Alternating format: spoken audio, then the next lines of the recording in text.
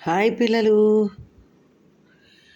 మనం ఇంకో చిట్టి కథ చెప్పుకుందామా? ఈ నేను చదివే కథలన్నీ చదివేవారు, రచించేవారు సౌభాగ్యలక్ష్మి అనే ఆవిడ రాస్తున్నారు.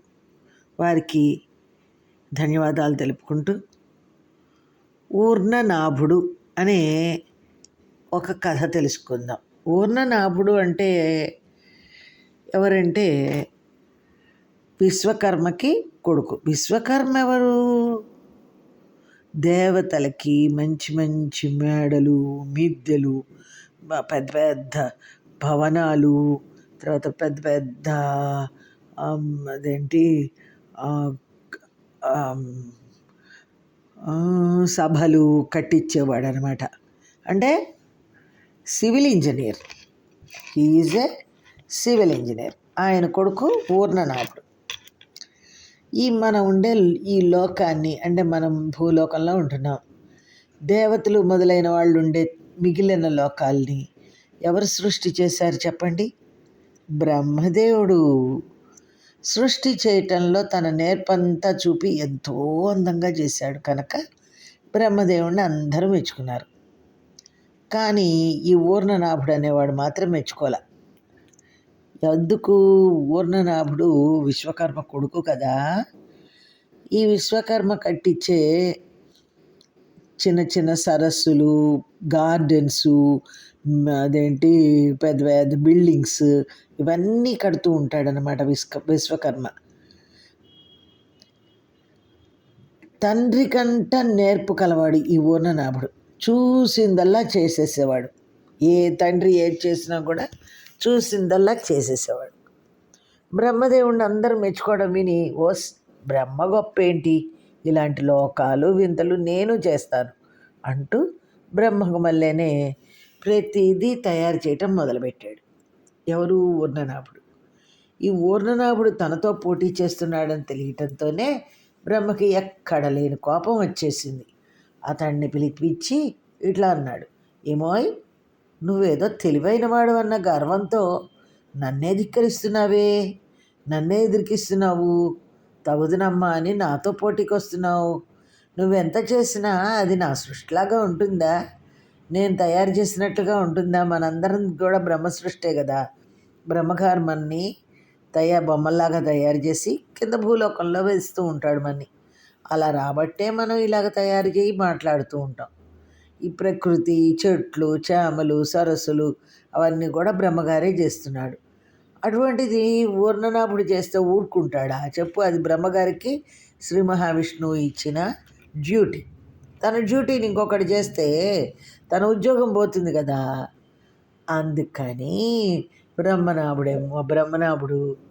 బ్రహ్మగారు ఊర్ణనాభుడిని పోట్లాడుతున్నాడు. నీ సృష్టికి నీ పేరుకు తగినట్లే ఉంటుంది. ఊర్ణనాభం అంటే సాలెపురుగు. నీవన్నీ సాలెపురుగు కట్టిన గూడుకులాగా పైకి డాబే కానీ ఉఫ్ అని ఊదితే నిలవదు.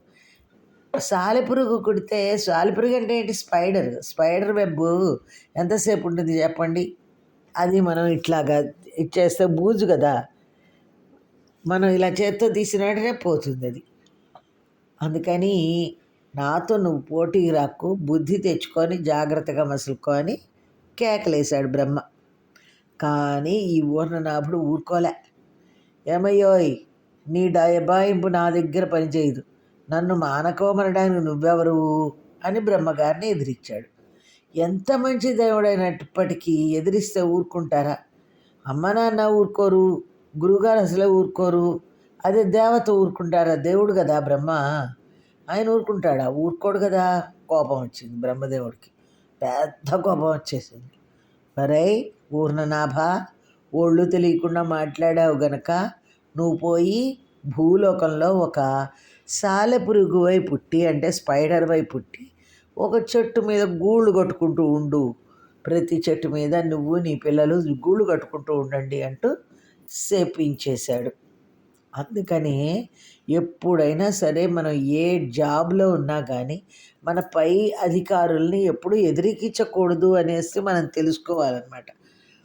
ఇంకేముంది, శాపం తగలటంతోనే ఈ ఊర్ణనాభుడు గజ గజ వణుకుతూ బ్రహ్మదేవుని కాళ్ళ మీద పడి, దేవా నన్ను క్షమించు, నన్ను కాపాడు, సాలెపురుగు జన్మలో నుంచి తప్పించు అని అనేక విధాల ప్రాధేయపడ్డాడు. అదే మన మామూలుగా మనకి పెద్ద పెద్ద ఆఫీసర్లు ఉంటారు. ఆఫీసర్ల కింద సబార్డినేట్లని కనుక కోపం వస్తే వాళ్ళు ఏం చేస్తారు? ఈ ఉద్యోగంలో నుంచి పీకేసి వేరే వాడిని పీకేసే అంత ఉద్యోగం కాదు, పీకేయటానికి వీర్లేని ఉద్యోగం అయిందనుకోండి, తీసుకెళ్ళి వేరే ట్రాన్స్ఫర్ చేసేస్తూ ఉంటారు. అలాగ చేసేస్తారు కనుక దాన్నే శపించటం అంటారు. అధికారికి కోపం వస్తే ఏమవుతుంది? ఇక్కడి నుంచి తీసుకెళ్ళి ఇంకో చోట పాడేస్తూ ఉంటాడు, లేదంటే ఉద్యోగం పీకి పారేస్తాడు. అలాగే ఈ ఊర్ణనాభుడు సంగతి కూడా అయిపోయిందనమాట. పాపం ఎంత బతిమిలాడాడో బ్రహ్మదేవుణ్ణి. ఎంత బతిమిలాడినా కూడా బ్రహ్మదేవుడికి ముందు వీడు అన్నీ ఇచ్చేస్తాడనేసి కోపం వచ్చింది, కానీ బాగా బతిమిలాడేటప్పటికి బ్రహ్మదేవుడికి జాలేసింది. నా శాపానికి తిరుగులేదు, నువ్వు సాలెపురుగు అయి పుట్టక తప్పదు, ఎటొచ్చి ఆ జన్మలోనే నీకు మోక్షం వచ్చే ఉపాయం ఒకటి చెప్తాను విను. నువ్వు ఒక ఫారెస్ట్లో, అడవిలో ఒక బిల్వ వృక్షం మీద, అంటే మారేడు చెట్టు మీద పుట్టబోతున్నావు. ఆ అడవిలోనే ఒక చోట శివుడు లింగమై వెలిశాడు. ఆ శివుడికి పూజ చేయడానికి భక్తుడు ఒకడు బిల్వపత్రాల కోసం నువ్వున్న చెట్టు దగ్గరికి వస్తాడు. ఆ పత్రితో పాటు నువ్వు ఆ శివుని దగ్గరికి చేరుకో, ఆ దేవుణ్ణి సేవించి మోక్షం పొందు అని చెప్పాడు. సరే, ఊర్ణనాభుడు శాపం ప్రకారం ఆ అడవిలో బిల్వ వృక్షం మీద స్పైడర్ అయి పుట్టాడు. సాలెపురుగై ఉన్న అతనికి పూర్వజన్మ వృత్తాంతం అంతా జ్ఞాపకం ఉంది. ఈ బ్రహ్మగారు శపించటం ఇదంతా గుర్తుందనమాట. మనకు గుర్తుంటుందా? లాస్ట్ జన్మలో ఏమయ్యామో మనకు తెలియదు కదా, కానీ వీడికి గుర్తుంది.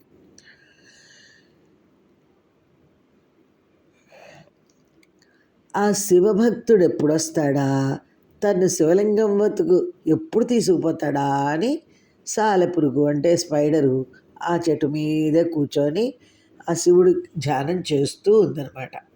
అలా కొంతకాలం అయిన తర్వాత బ్రహ్మ చెప్పిన శివభక్తుడు ఆ చెట్టు దగ్గరికి వచ్చి ఆకులు కొయ్యటం మొదలుపెట్టాడు.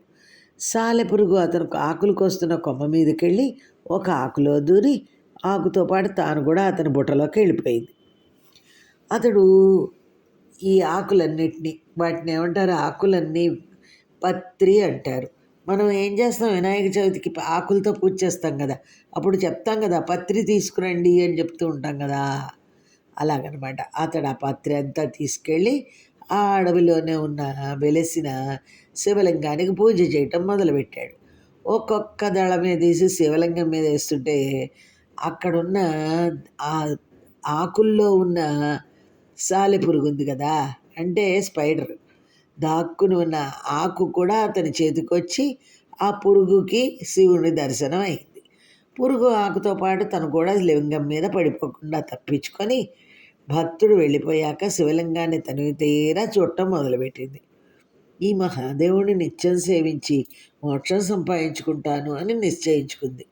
కానీ ఆ సాలెపురుగుకు పట్టుకున్న ఆలోచన ఏమిటంటే, నేను సాలెపురుగుని అంటే స్పైడర్ని, ఈ దేవుడికి పూజ చేయాలి అంటే పువ్వులు పత్రి మొదలైనవన్నో కావాలి, నేను వీటిని తేలేను కదా, మరి ఈ దేవుడికి ఎలా సేవ చేయటం అనేసి ఆలోచిస్తుంటే, ఇందులో అలా ఆలోచిస్తుంటే దానికి ఒక మంచి ఆలోచన వచ్చింది.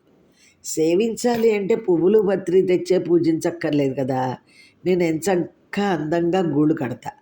ఈ దేవుడికి ఏ భక్తుడు ఇంతవరకు గుడి కట్టించలే, నేను నా శక్తి అంతా ఉపయోగించి ఈ దేవుడికి గుడి గోపురం అన్నీ కడతాను అనుకున్న వెంటనే పని ప్రారంభించింది. సాయంకాలం అయ్యేటప్పటికి లింగానికి గుడి గోపురం ప్రాకారం అన్నీ కట్టేసింది. వేటితో కట్టిందో తెలుసా? ఇటుకలు రాళ్ళు సున్నంతో కాదు. స్పైడర్ ఇవన్నీ ఎక్కడ తీసుకొస్తుంది? సాలెపురుగుకి, ఈ స్పైడర్కి తన పొట్టలో బొడ్డులో ఒక రకమైన జిగురు ఉంటుంది. ఆ జిగురుతోనే, అంటే గమ్ అనమాట. జిగురు అంటే ఏంటి? గమ్ము.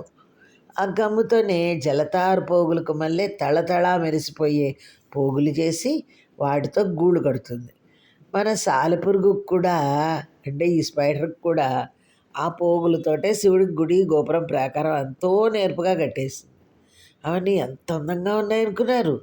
మర్నాడు పొద్దున్నే లేచి చూసేసేటప్పటికి మంచు బిందువులు, అంటే స్నో అనమాట. స్నో పడిందిట.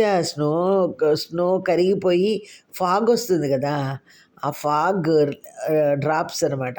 ఫాగ్ డ్రాప్స్ వాటి మీద పడి ఆ గుడి గోపురం ప్రాకారం కూడా తెల్లటి ముత్యాలతో కట్టారా అన్నట్టు కనపడిందిట.